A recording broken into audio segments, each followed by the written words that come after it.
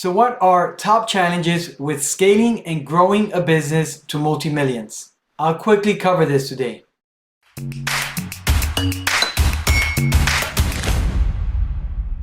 Hey everyone, welcome to the series of short videos for this channel launch, ViHire.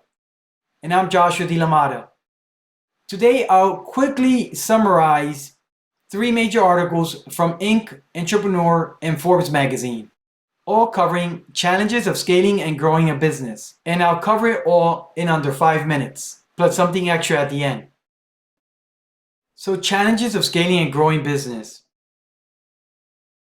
Scaling too soon. Too many entrepreneurs jump into scaling without being certain on product or service or market fit. Choosing the wrong people and or even suppliers.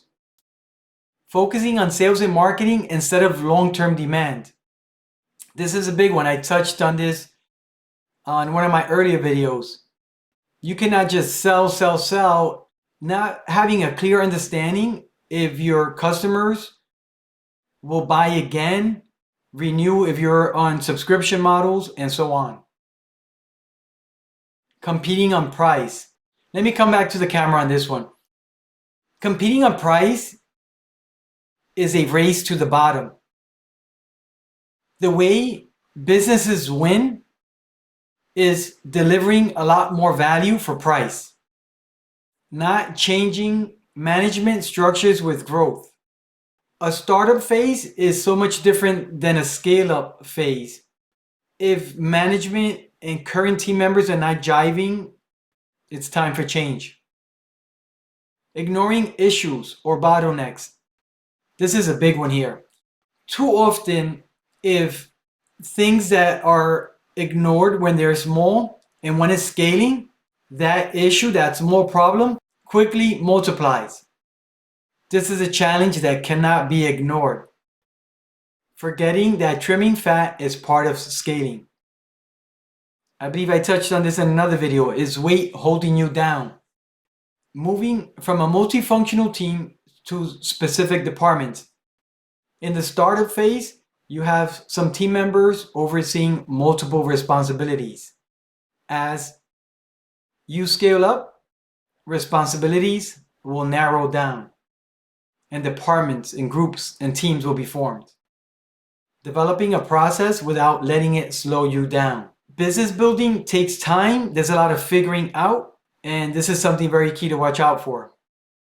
Becoming too large to adapt. Shedding nimbleness of startup phase. There's definitely a balancing act here.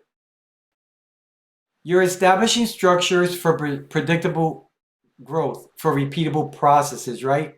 But when you gain in reliability, you lose in flexibility and freedom. This again is like part of that balancing act.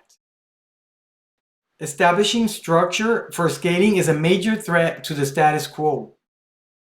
The way a company looks to scale and grow with intent, its team members can do this as well.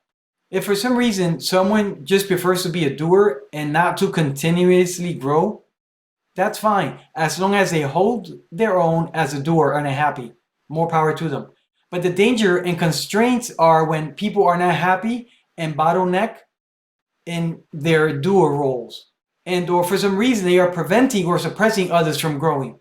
This cannot happen and or should be tolerated.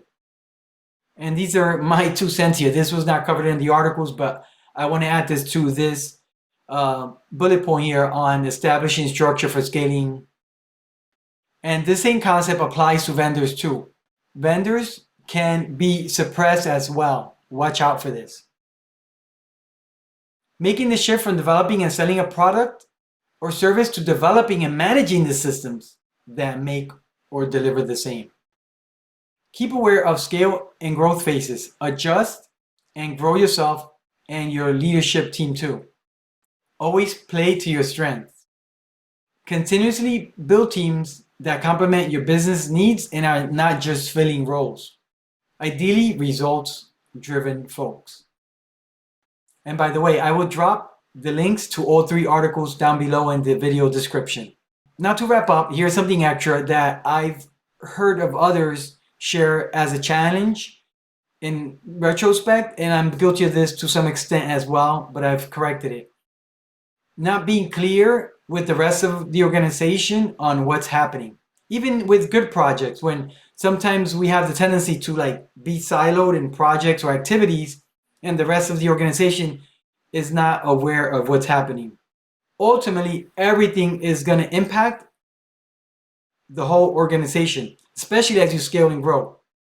So when the growing pains come, because they likely will come with scaling and growing, having everyone aware just make things so much easier.